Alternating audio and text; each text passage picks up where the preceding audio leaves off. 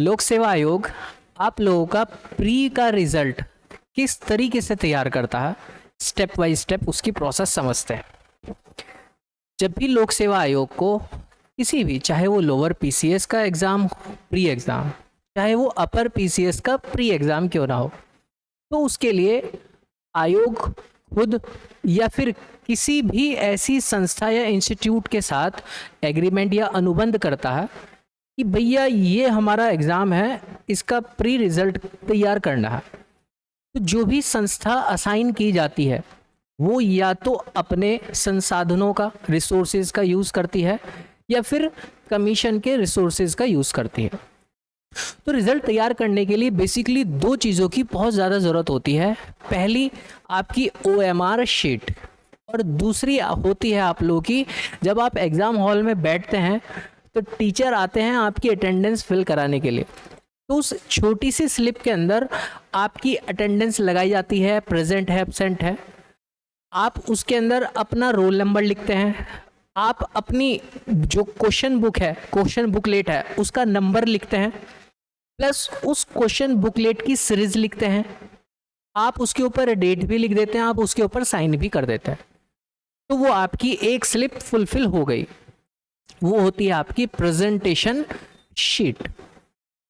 तो एक आपकी प्रेजेंटेशन शीट की ज़रूरत होती है, अभी मैं बताऊंगा कहाँ ज़रूरत पड़ेगी इसकी। और दूसरी आपकी OMR शीट, जहां आप अपने आंसर रखते हैं। फर्स्टली जब आप एग्ज़ाम हॉल में बैठते हैं और आपने शीट, अपनी OMR शीट और प्रेजेंटेशन शीट फैकल्टी को प्रोवाइड की और फैकल्टी ने उसको, जो भी एग्ज़ाम सेंटर है उसके जो भी नियंत्रक है उसके सामने जाके उनको सबमिट कर दी और वहाँ उसके ऊपर लग गई एक सील। अब वो आपकी OMR शीट एक सील के अंदर पैक हो गई और आपकी जो उपस्थिति पत्र था आपका, वो भी आपको एक अलग से शीट के अंदर उसको सील कर दिया गया। अब वो सीधा पहुंच जाता है लोक सेवा आयोग के मेन नियंत्रक क्षेत्र में। एक परीक्षा नियंत्रक को अपॉइंट किया जाता है हमेशा। अब वो सब चीज परीक्षा नियंत्रक के हाथ में है। अब परीक्षा नियंत्रक की बात किसने कराई? लोक सेवा आयोग ने। किससे? उस संस्था से, कि ये डेटा आप इनको हैंडओवर करा दीजिए अपने गाइडेंस में रह करके, ताकि ये इसके आंसर के ऊपर काम कर सके। तो परीक्षा नियंत्रक जो आयोग के एक अनुभाग अधिकारी रहेंगे, उनके सामने जो संस्था है उस संस्था के किसी भी प्रतिनिधित्व को वो सील पैक जो भी OMR शीट और जो भी आपकी प्रेजेंटेशन या फिर उपस्थिति जो पत्र थे वो प्रोवाइड कराएंगे।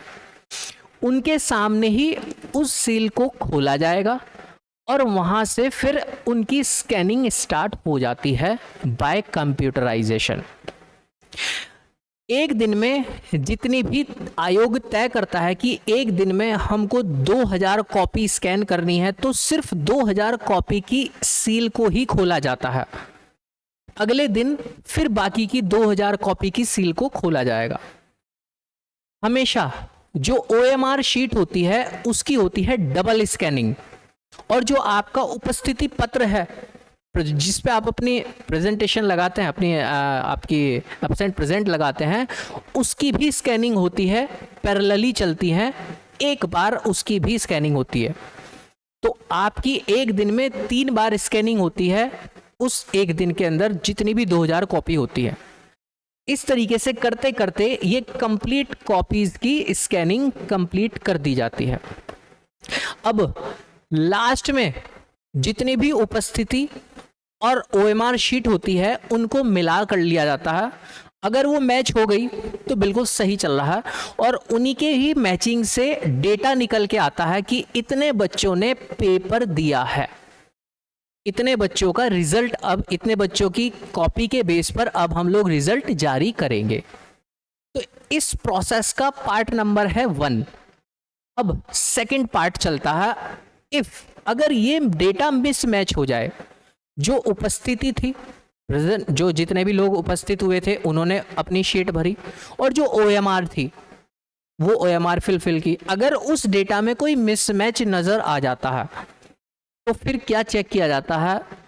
फिर चेक किया जाता है जो आपकी प्रेजेंटेशन, जो आपकी प्रेजेंट आपकी स्लिप थी, उपस्थिति पत्र था, उसमें सबसे पहले चेक किया जाता है आपका रोल नंबर।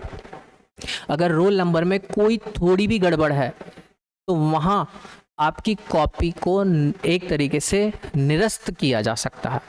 दूसरे नंबर पर चेक किया जाता है आपकी जो क्वेश्चन बुक है, उस क्वेश्चन बुक की सीरीज, उस नंबर को भी अगर आपने गलत तरीके से मेंशन किया या नहीं किया, कुछ भी कारण रहा हो, अगर वहाँ भी त्रुटि पाई गई तो आपकी उस कॉपी को निरस्त कर दिया जाएगा और वो डेटा सीधा आयोग के अध्यक्ष के संज्ञान में रखा जाएगा और आयोग के अध्यक्ष उस डेटा के बिहाफ पे आपने जब कभी अपना फॉर्म फिल किया था उस फॉर्म को निकाल करके वहाँ मैचिंग करके अगर संभावनाएं बनती हैं कि इसके रिजल्ट को जारी किया जा सकता है तो जारी किया जा सकता है, वो पैनल डिसाइड करता है। और अगर लगता है कि इस कॉपी के अंदर कुछ गड़बड़ हुई है तो वहाँ से आयोग आपके आने वाले एग्ज़ाम या फिर आप अगले 5 साल तक एग्ज़ाम में बैठोगे या नहीं, उसके ऊपर भी निर्णय लेने में हिचकिचाएगा नहीं। यहाँ तक कि एक प्रोसेस कंप्लीट होती है। फिर नेक्स्ट प्रोसेस स्टार्ट होती है। आयोग अपनी जब भी कॉपी आपकी चेक हो जाती है उसके बेस पर आयोग OMR शीट के बेस पर कॉपी चेक होने के बाद एक तैयार करता है अपनी आंसर कुंजी, आंसर बुकलेट जो भी है वो पब्लिश कर दी जाती है। और पब्लिश करने के बाद 7 दिन तक का टाइम मांग लिया जाता है आप लोगों से कि अगर आपको किसी भी आंसर में आपत्ति है तो आप आयोग की वेबसाइट पर मेल के माध्यम से या इस माध्यम से अपने आंसर को वेरीफाई करा लीजिए। तो जो भी क्वेश्चन आपकी तरफ से आता है जिस पे आपको लगता है संदेह है, इसका आंसर ये नहीं ये है, तो आयोग उस सब्जेक्ट के विशेष विशेषज्ञ को बुलाते हैं और उसके ऊपर गहनता से विचार करवाते हैं। अगर वो ठीक पाया जाता है तो जहाँ पर भी प्रॉब्लम आई होती है उसकी फिर दोबारा से रीचेकिंग की जाती है, कहीं कंप्यूटराइज कोई प्रॉब्लम तो नहीं रह गई हो। फिर उसको मैनुअल भी 1-2 बार देख लिया जाता है रेंडमली किसी भी कॉपी को उठा करके। देन फाइनल तब निकलता क्या आता है कि इसके अंदर संशोधन की आवश्यकता है या फिर नहीं है। तब जाकर के आपका प्री का एक रिजल्ट तैयार किया जाता है। ये आयोग के बैकएंड पर वर्क चलते हैं। मैं आपको नेक्स्ट वाले सेशन के अंदर बताऊंगा कि हमारा जो कमीशन है वो मेंस की कॉपी चेक करते टाइम, उसकी मेरिट को बनाते टाइम किन किन पॉइंट्स को ध्यान में रखता है। हम लोग मिलते हैं आप लोगों से नेक्स्ट सेशन में। आपको कुछ भी पूछना है आप कमेंट बॉक्स में, कमेंट खुला है, पूछ सकते हैं।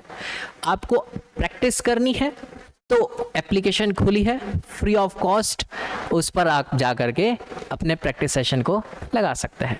कुछ पूछना होगा तो आप पूछ सकते हैं। बहुत बहुत धन्यवाद।